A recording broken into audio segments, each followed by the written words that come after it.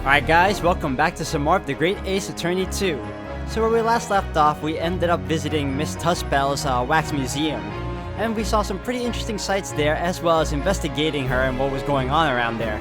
So we're going to continue on from there guys, and see how it goes. So I hope you all continue to enjoy watching, and let's keep it rolling.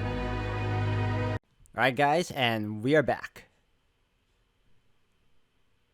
All sorts of people visit my museum here. Men and women, young and old. Sometimes they drop in just for a short time on their way back from the pub. I welcome them all. But if anyone tries to damage my exhibits, I do not take it lightly. Anyway.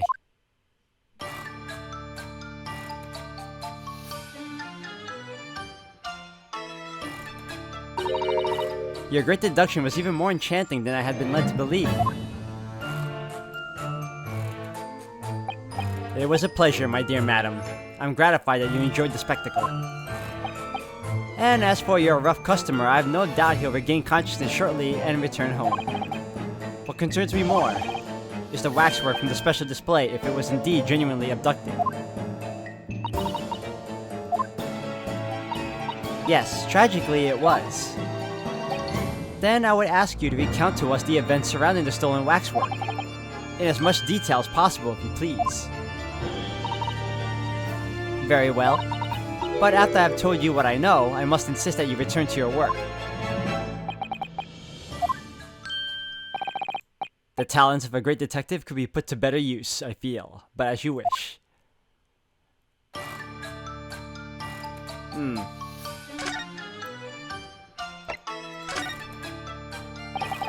Tell us more about the stolen waxwork, please. It was some days ago now when I came in here one morning. I immediately noticed that a waxwork was missing from the special exhibit here. It is your most prominent display, so that's why the curtains were closed. And I found the ransom note in its place. The culprit must have broken in during the night and taken it then. So this waxwork that was stolen, it was a model of some horrible criminal, I suppose? Of a particularly horrible criminal, in fact. The killer who left a more profound scar on society than any other, I would say. The Professor. Not a name I've heard of.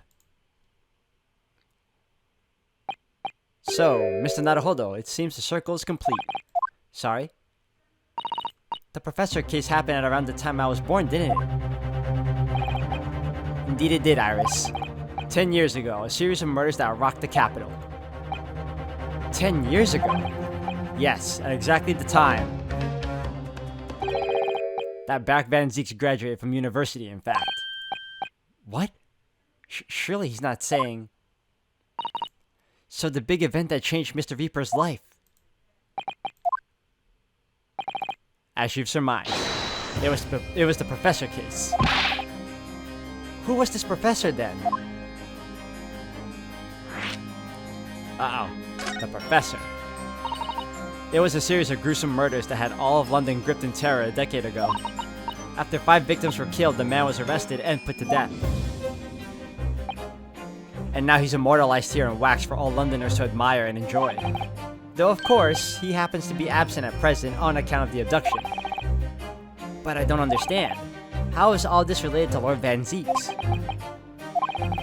You must first understand, my dear fellow, why it is that the Professor earned such infamy. It was due to the victims he chose. Some of Whitehall's finest. What do you mean, Hurley? Those murdered by the Professor were some of the highest members of the British aristocracy. Members of the nobility, even royalty. It sent shockwaves to the country's administration. Members of the... Ah, wait, of course! What Professor Harebrayne said. Lord Van Zieks is from a family with noble blood. Oh gosh! It was the 5th victim that led to the Professor's arrest. The last of the killer's prey was a young noble by the name of... Clint Van Zieks. No! I don't believe it. Van Zieks? Oh, hold on. Always happens.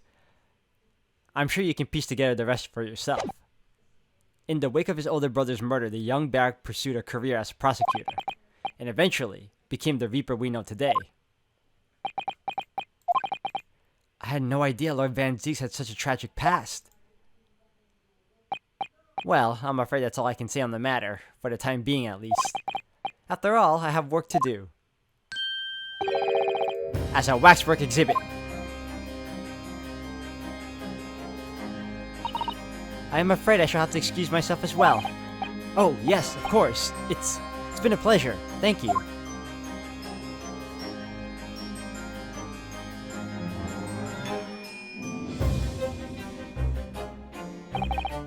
Well, none of the predicted scenarios I've been analyzing involved you coming to visit me here.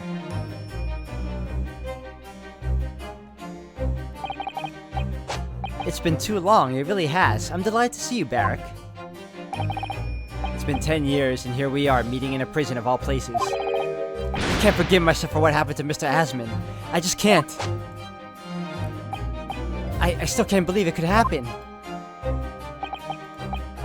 Tomorrow, the court will decide. Yes. I have a young Eastern man acting for my defense. He seems reliable enough, though. It was an accident. A terrible accident. He assures me he can prove it. I must warn you. Oh, I know. I've heard already. You're going to be prosecuting, aren't you? Yes. Since I returned to England, I've heard lots of stories. Barrack, are you really? What? Never mind. I know that you have my best interest at heart. My friend is on trial. I wouldn't entrust it to anybody else. Of course, I fully understand. Thank you, Barrack. Until tomorrow then, I'll see you in court.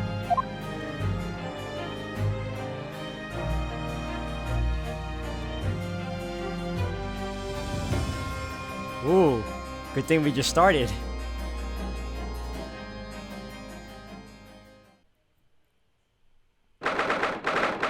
"23rd of October, 8:52 a.m., the Old Bailey Defendant's Antechamber. I can't believe it's been 6 months since I was last allowed to work in court, and now here I am, back at the Old Bailey. Mr. Naruhodo! Good morning, Professor Harebrayne. I don't understand. It doesn't make any sense.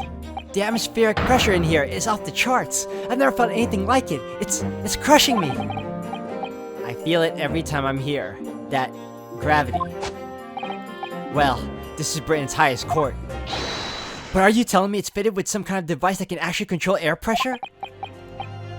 I think it's probably all in the mind. Ah, yes, well, you won't let me down, will you, Mr. Naruhodo? I'm counting on you in today's trial, to save my life. To save the secret of my super high voltage instantaneous kinesis machine from being made public. Yes, I understand. I know what I have to do. I have to establish that the explosion 2 days ago was nothing more than an unfortunate accident. Well, I'm sure there's nothing to worry about, really. Justice will prevail. My commiserations, Mr. Naruhodo. You appear to have been lumbered with a most tiresome case here. Mr. Sholmes! I didn't expect to see you here. That was very mean, Runo, leaving me alone at home with Hurley. It took me at least an hour to wake him. Is it? Are you? Herlock Sholmes? Indeed, sir, I am he. Herlock Sholmes. Oh, I've heard all about your exploits, even whilst living in Germany. Ah yes, Rand's magazine is on sale in Germany too. This month's installment was sublime. Your deduction in The Adventure of Silver Blaze was wonderful. Ah yes, a memorable case indeed. It concerned the snake, I seem to recall. No, passed it again. No, that was the speckled band. Well, thank you for coming. I do appreciate your support. I'm sorry to disappoint you, my dear fellow, but I'm afraid I can't stay. Oh, I have urgent business at Madame Tuspel's. You mean your waxwork job? No, the waxwork abduction, of course. Madame has engaged my services. Ah, so you're trying to get to the bottom of that ransom note, are you? The week's wages depend on it. as does the safe return of the waxwork naturally. As such, I intend to give it my undivided attention. Oh, well, never mind then. I understand. Of course, with my skills of observation and reasoning, resolving the matter will be as easy as a proverbial pie. I shall return forthwith. For until I solve the case, I shall have no money to afford a pie of any description. Ooh, then you must absolutely give it your full attention, Hurley. Quite, Iris, quite. But life is riddled with irony, you know? Whenever I give something my full attention, I have a quite insatiable desire for a pie. One of the universe's intractable mysteries, you might say. Oh yes, quite, definitely, absolutely, I totally understand. Is someone a little starstruck? I wish you the very best of luck, Professor Harebrayne. Why thank you. Before I depart, Mr. Naruhodo, a word in your ear, if you please. What's this about? As you have remarkably little grounding in science, I feel I ought to inform you. As compelling as the super high voltage instantaneous kinesis hypothesis may be, a practical implementation such as was attempted by the professor at the Great Exhibition is quite impossible. But the professor said the demonstration was a success. Yes, it would appear that he fervently believes it was. I've read Professor Bunnybrain's paper about it too, Runo, and I have to say, I'm sure it can't be done. It could barely be done theoretically, let alone practically. So he's completely barking up the wrong tree? But how could an experiment that had no possibility of succeeding, in fact succeed? That's contradictory. And it's that contradiction that will be at the heart of the trial, I have no doubt. What's that supposed to mean? Now, I must hurry along. I wish you the best of luck, my dear fellow.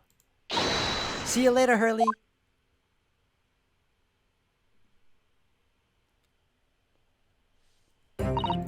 Well, it looks like you're on your own today, Runo.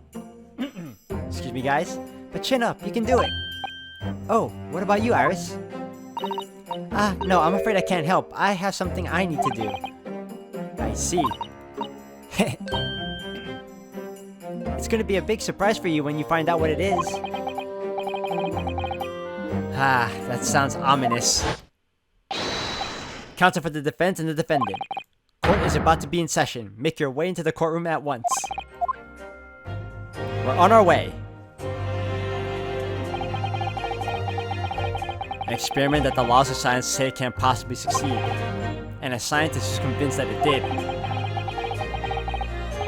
That's the riddle you have to unlock here, Ryunosuke. That's the key to this case.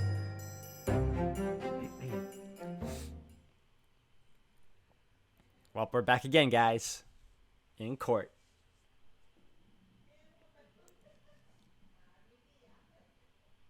23rd of October, 9:10 a.m., the Old Bailey courtroom.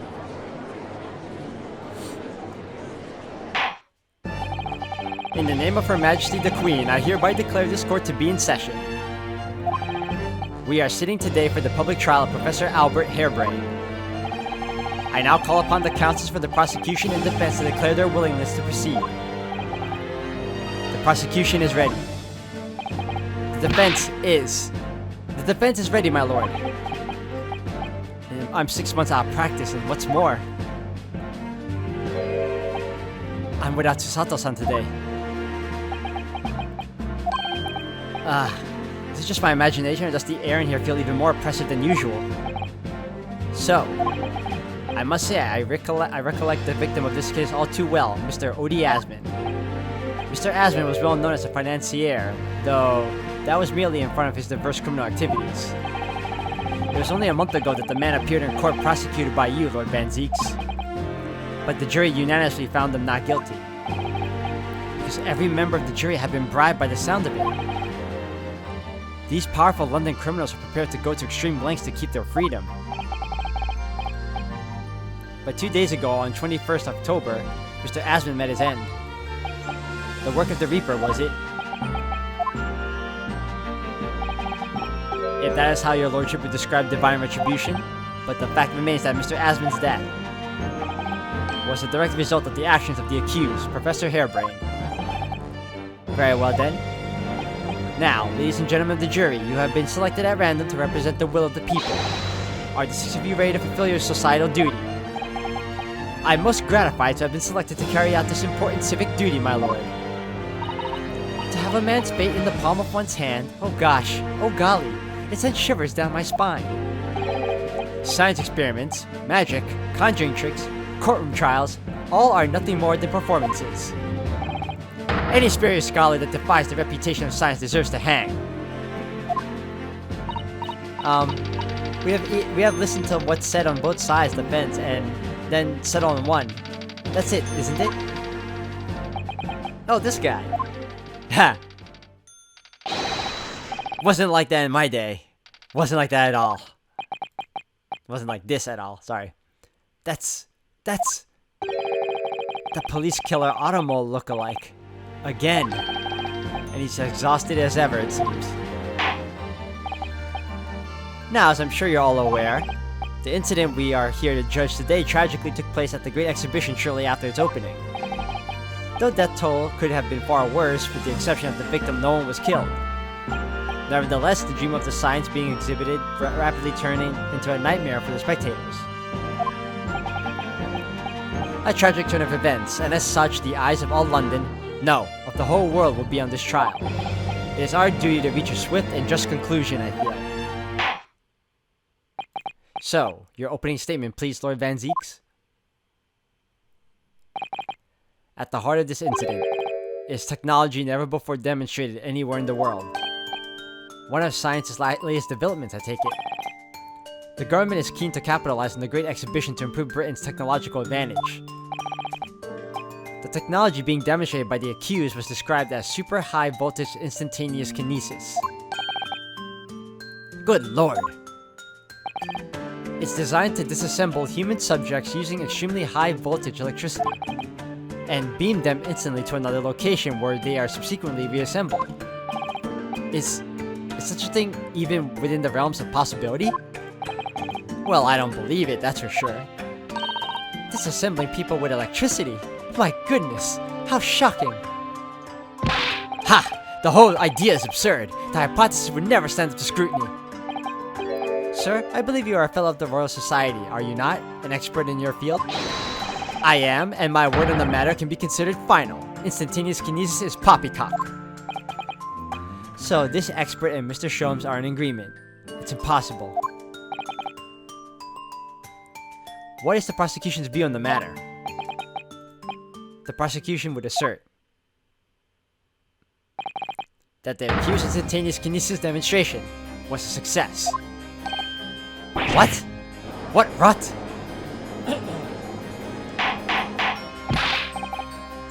Order! Order! The professor's hypothesis is currently under investigation by the British government. If it is deemed to have merit, a substantial research grant would be made available. The accused made use of the invention built on his new hypothesis to take Mr. Asman's life, in order to be the sole benefactor of the grant. But... This disastrous demonstration was no accident. It was carefully designed from the outset to end the life of the victim.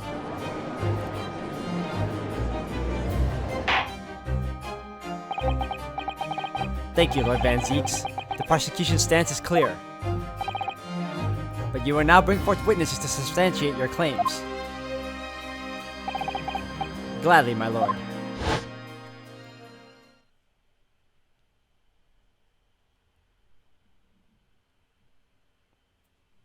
Oh, he's already getting serious. Bailiff, show the first witnesses to the stand.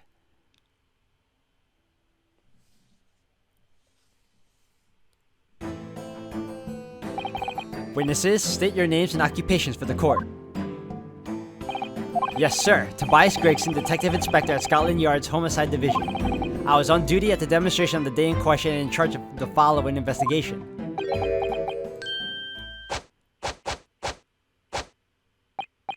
Albert Harebrayne, scientist.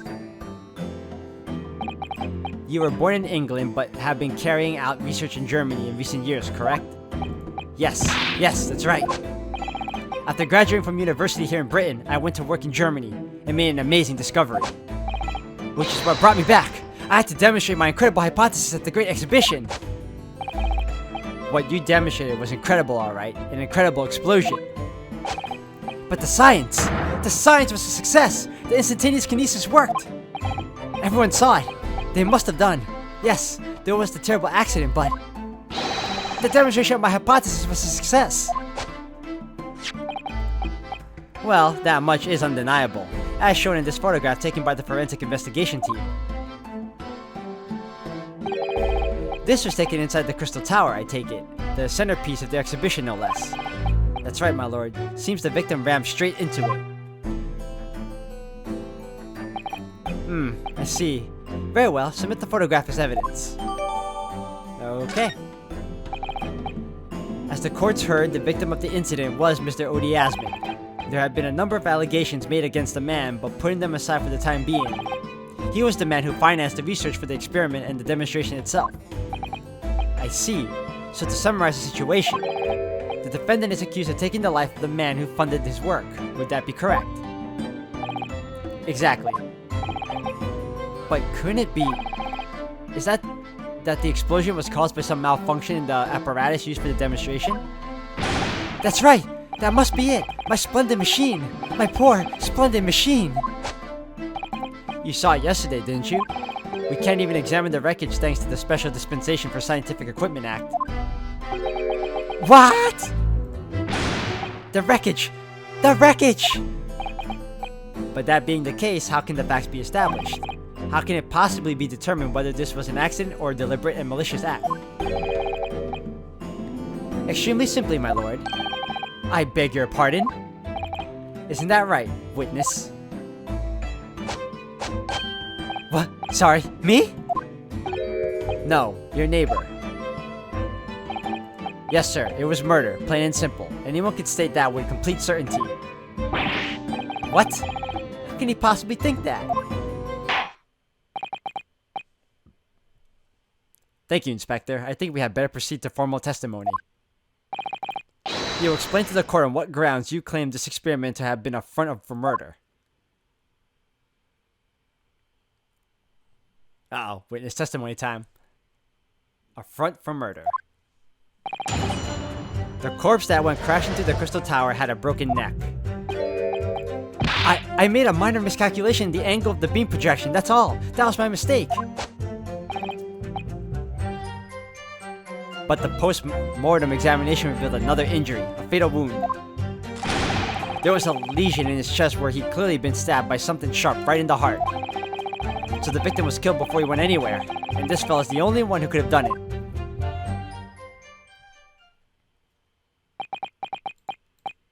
An extraordinary business. In addition to suffering a broken neck, the victim was stabbed in the heart? Information I would really like to have heard from someone other than the judge. The coroner says death would have been all but instant from a wound like that. You could say, in fact, that the victim was killed twice by the accused. No, and no! That couldn't be further from the truth! He's just so stoic. I have here the experiment plan document that was submitted to the security team. The victim stood himself inside something called the birdcage, ready to be beamed instantly.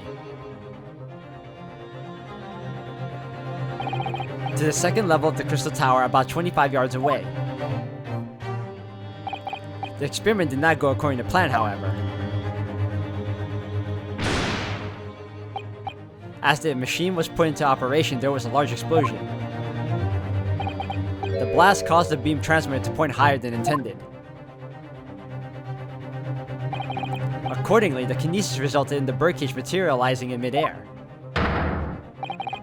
from where it subsequently fell, crashing through the glass of the Crystal Tower's large round window. My word, one assumes the victim's neck was broken upon impact with the tower then. I'm so sorry. I didn't mean for this to happen. The machine was just too powerful. But honestly, really, I swear, it was just an accident. A terrible accident. Unfortunately, that excuse can't save you. No, not considering the sharp murder weapon that pierced the victim's heart. Murder weapon? What are you saying? This is the autopsy report submitted by the coroner. The prosecution would like it entered into the court record. Your request is granted, counsel. Autopsy report has been entered to the court of record. I was... excuse me, guys. I was there in person, you know. I saw the whole ludicrous performance. And the only other person on the stage with Mr. Asman was this disgraceful excuse for a scientist. Then really, by all accounts, it must have been him. Hard to think otherwise, really. Very well, counsel for the defense, proceed with the cross-examination, please. Oh, yes, my lord. I need to focus here. It's been a while.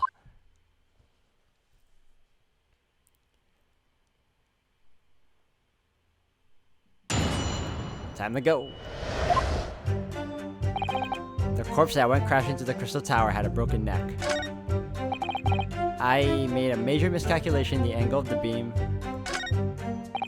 but the post-mortem examination revealed another injury, a fatal wound.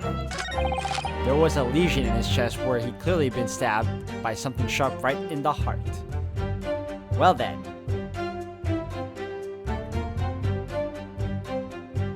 Hold it! There you go. Then the defense knew nothing of this crucial information. The prosecution received this report from the forensic investigation team only this morning. That was the first we knew of it as well. I can only apologize for the impossibility of informing the defense. Sarcastic and insincere. Thanks. So, what was the nature of this sharp object? Among the accused's tools that were in use at the demonstration, one is of particular interest.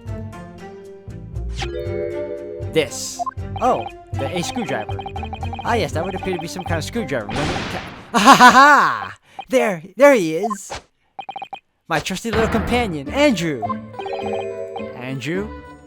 Of course. Do you know?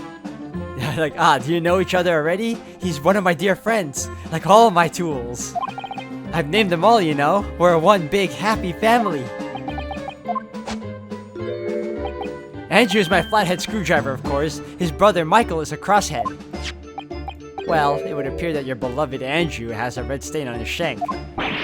That isn't... It's blood, beyond a reasonable doubt. No. And that's not all.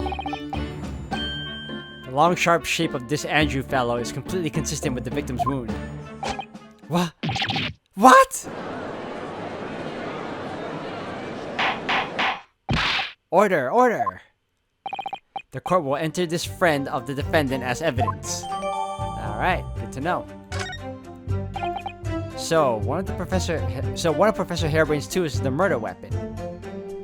Alright guys, I'm gonna have to end the video here for today. Thank you all for watching. When we come back, we're gonna continue on with the with the trial. And see how it goes. I'm sorry if I sound winded guys, but reading out of the voices for these characters, man, sometimes it's just... Especially the scientist, Harebrayne. He sounds fun, but oh man, he takes work.